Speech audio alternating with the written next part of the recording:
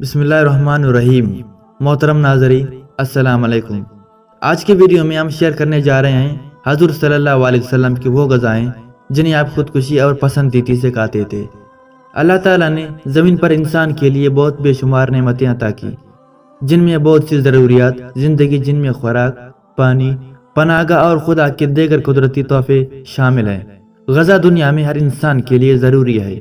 اللہ تعالیٰ کے پیارے حبیب حضرت محمد مصطفیٰ صلی اللہ علیہ وسلم کی عادت مبارک یہ تھی کہ جس قسم کا کھانا سامنے آتا اسے تناول فرما لیتے اور نہ ہی کسی خاص قسم کے کھانے کے لیے اہتمام فرماتے۔ ہمارے حضور نبی محمد ان غذاؤں کو ان کے ذائقے اور فوائد کی وجہ سے بہت پسند فرماتے تھے۔ کھجور اہل عرب عموماً خوراک کے طور پر استعمال کرتے تھے۔ حضور نبی کریم صلی اللہ علیہ وسلم نے کھجور کی بڑی تعریف فرمائی، خصوصاً اجوا کھجور کی۔ حضرت نبی کریم صلی اللہ علیہ وسلم کو کھجور بہت زیادہ پسند تھی اور اس کا بہت استعمال فرماتے تھے۔ رسول صلی اللہ علیہ وسلم کا ارشاد ہے کہ جو شخص روزانہ صبح کے وقت 7 اجوا کھجور کھا لیا کریں، اسے اس دن زہر اور جادو سے کوئی نقصان نہیں پہنچا سکتا۔ ایک اور جگہ ارشاد ہے اجوا جنت کا پھل ہے، اس میں زہر سے شفا دینے کی تاثیر ہے۔ کھجور ایک مقوی غذا ہے، سب پھلوں میں سے زیادہ توانائی بخش ہے۔ جسم انسانی کو جس قدر حیاتی کی ضرورت ہوتی ہے اسی قدر کھجور میں ہے۔ کھجور جسم کو فربا کرتی ہے، سالے خون پیدا کرتی ہے، سینہ اور پھیپھڑوں کو قوت بخشنے کے لیے اس سے بہتر کوئی چیز نہیں۔ حضرت محمد مصطفیٰ صلی اللہ علیہ وسلم نے روغن زیتون کو بہت پسند فرمایا۔ نبی کریم روٹی روغن زیتون سے چپڑ کر تناول فرمایا۔ قرآن میں زیتون کا ذکر آیا ہے۔ رسول صلی اللہ علیہ وسلم نے ارشاد فرمایا کہ زیتون کا تیل کھاؤ اور مالش میں استعمال کرو، اس لیے کہ وہ مبارک درخت سے پیدا ہوتا ہے۔ زیتون کا تیل دنیا کا واحد تیل ہے جو چربی میں تبدیل نہیں ہوتا۔ یہ امراض قلب اور موٹاپے سے بچنے کے لیے انتہائی مفید ہے۔ روغن زیتون استعمال کرنے والے افراد دل کی بیماریوں سے محفوظ رہتے ہیں۔ زیتون جوڑوں اور پٹوں کے درد، سانس کی بیماریوں، کولیسٹرول کے مسائل، بلڈ پریشر، گردوں کے امراض، موٹاپے اور فالج سمیت مختلف امراض سے انسان کو محفوظ رکھنے کی غیر معمولی صلاحیت رکھتا ہے۔ دودھ رسول اکرم صلی اللہ علیہ وسلم کی پسندیدہ غذا رہی ہے۔ نبی کریم صلی اللہ علیہ وسلم کو دودھ بہت پسند تھا۔ آپ صلی اللہ علیہ وسلم اکثر گائے اور بکری کا دودھ استعمال فرماتے تھے۔ آپ صلی اللہ علیہ وسلم کا ارشاد ہے کوئی چیز ایسی نہیں جو طعام اور مشروب دونوں کا کام دیتی ہو سوائے دودھ کے۔ حضرت صہیب رضی اللہ عنہ سے روایت ہے کہ آپ صلی اللہ علیہ وسلم نے ارشاد فرمایا تم لوگ گائے کے دودھ کو اپنے لیے لازم قرار دے دو، کیونکہ یہ شفا بخش ہے اور اس کا گھی دوا ہے۔ حضرت انسان کے لیے ایک مکمل غذا ہے اور اس سے بہتر غذا شاید ہی ہو۔ دودھ میں جسم کی ضرورت کے مطابق تمام اجزاء موجود ہیں جن سے جسم صحت مند رہ سکتا ہے اور اس کی نشو و نما صحیح ہو سکتی ہے۔ جن علاقوں کے لوگ دودھ استعمال کرتے ہیں ان کی عمر زیادہ ہوتی ہے۔ رسول اکرم صلی اللہ علیہ وسلم کو شہد بہت پسند تھا اور اس کا بہت استعمال فرماتے تھے۔ حضرت عائشہ رضی اللہ عنہ سے روایت ہے کہ آپ صلی اللہ علیہ وسلم شہد پسند فرماتے تھے۔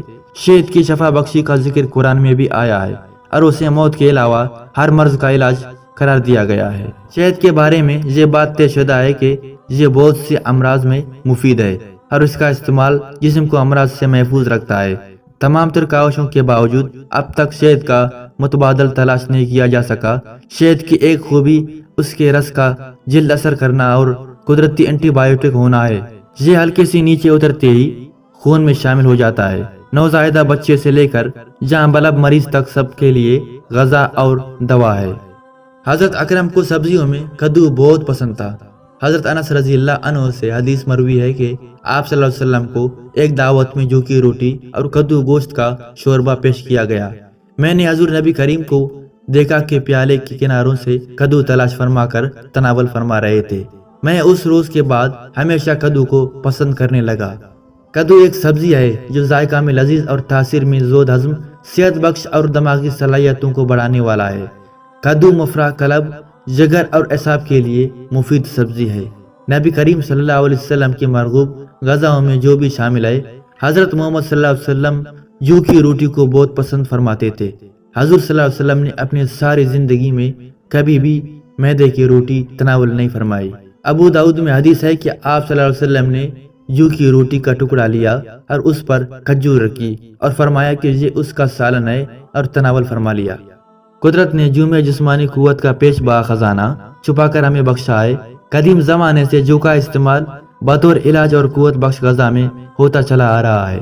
جو میں جسم کو توانائی بخشنے والی اجزاء کی خاصی مقدار پائی جاتی ہے۔ اس میں 80% نشائستہ لحمیات اور فاسفورس کی بڑی مقدار موجود ہوتی ہے، جو بلڈ پریشر کو فوائد پہنچاتا ہے، حدت کو کم کرتا ہے، پیاس بجھاتا ہے، جوڑوں کی درد کو فائدہ پہنچاتا ہے، چونکہ زہریلے مادوں کو اخراج کرتا ہے، اس لیے ماہ سے چہرے کے دانوں اور اس سلسلے میں دوسرے جلدی بیماریوں کو دور کرتا ہے۔ یہ ہمارے جسمانی صحت کے لیے ٹانگ کا درجہ رکھتی ہے۔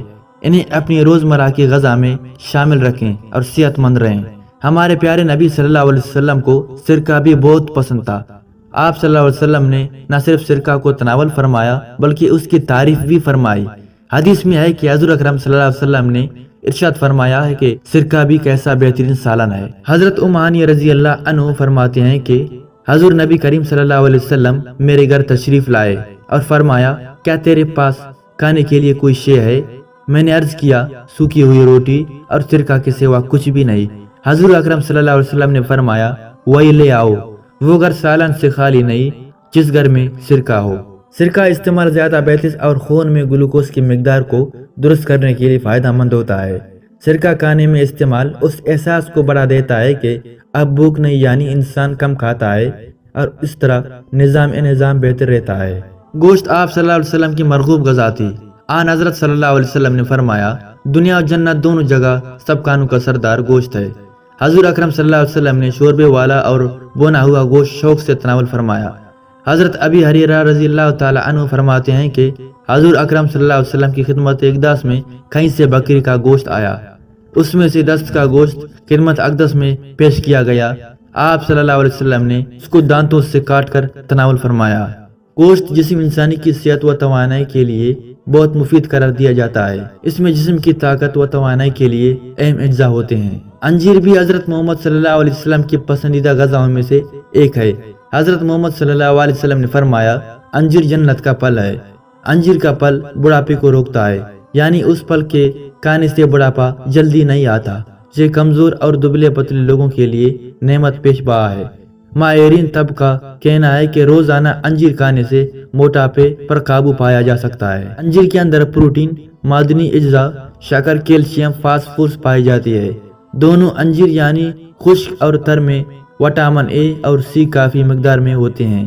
وٹامن بی اور ڈی قلیل مقدار میں ہوتے ہیں۔ ان اجزاء کے پیش نظر انجیر ایک مفید غذائی دوا کی حیثیت رکھتا ہے۔ اس کا استعمال ہڈیوں کو مضبوط بناتا ہے۔ اس میں فولاد، کیلشیم اور فاسفورس جیسے اجزاء شامل ہیں۔ ماہرین کا کہنا ہے کہ ایک انجیر انسانی جسم کو درکار فولاد کی 2% ضرورت کو پوری کرتا ہے۔ حضرت سیدنا عبداللہ بن عباس رضی اللہ عنہ فرماتے ہیں کہ میں نے نبی کریم صلی اللہ علیہ وسلم کو انگور کے خوشیں اس طرح تناول فرماتے ہوئے دیکھا ہے کہ چھوٹا سا خوشہ منہ میں لے کر دانے توڑے اور تنکل کو باہر کھینچ لیتے۔ اللہ کے نعمتوں میں ایک نعمت انگور ہے، جو انتہائی لذیذ اور بے مثال قوت بخش پھل ہے۔ اسے صحت و توانائی اور فرات و بساط فراہم کرنے کے لیے لحاظ سے ایک اچھوتا اور پرکشش پھل تصور کیا جاتا ہے۔ انگور میں carbohydrates, protein, vitamin A, vitamin C, calcium اور آئرن پائی جاتی ہے، جو انسانی صحت کے لیے بہت مفید ہوتے ہیں۔ یہ ہر عمر کی خواتین کی توانائی کی ضروریات پوری کرتا ہے۔ یہ جسم میں تازہ اور مصفی خون پیدا کرنے کا سبب بنتا ہے۔